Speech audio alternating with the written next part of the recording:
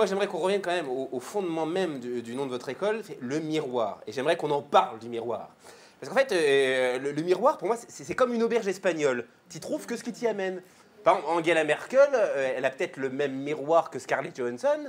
Pourtant, ce qu'elle y voit chaque matin est complètement différent. Et en fait, un miroir peut réfléchir ton image pendant des heures. C'est pas pour ça qu'il va trouver une solution. Hein. Comme quoi... Comme quoi, tu peux être une surface polie et te montrer extrêmement vulgaire. Oh. Oui, j'ai essayé de lever. Vous savez que je sais. Voilà.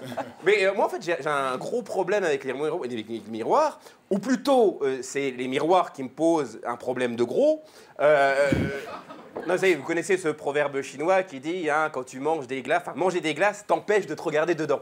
Ah, des fois, je viens un petit peu ça. Voilà. Donc, du coup, en fait, je me suis rendu compte que le miroir, c'est un selfie où tu ne choisis pas la photo. Tu vois, ça te montre tel que tu es. Et pendant un instant, c'est presque magique parce que tu vois le monde à travers les yeux de ton conjoint ou ta conjointe. Tu vois, par exemple, les matins, je suis comme ça, je fais « Miroir, mon beau miroir, montre-moi le premier visage que ma femme voit au réveil. » Oh la vache! Oh la vache! Oh la vache! Et alors, généralement, dans ces moments-là, je me dis, je sais pas si l'amour est aveugle, mais j'espère qu'il est myope.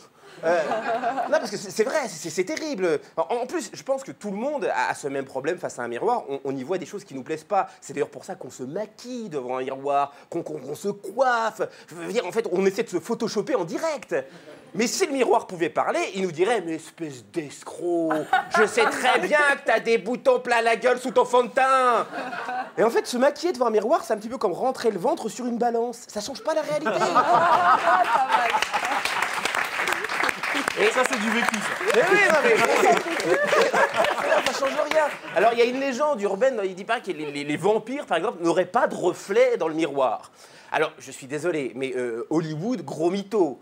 Parce que si les vampires n'ont pas de reflet, ça m'étonnerait que les vampires ressemblent à Brad Pitt dans Entretien avec un vampire ou Robert Pattinson dans Twilight. Un vampire qui n'a pas de reflet, il a la tignasse de Sébastien Follin, la peau de Chimène Badi et les chicots de Jacouille la fripouille. Hein.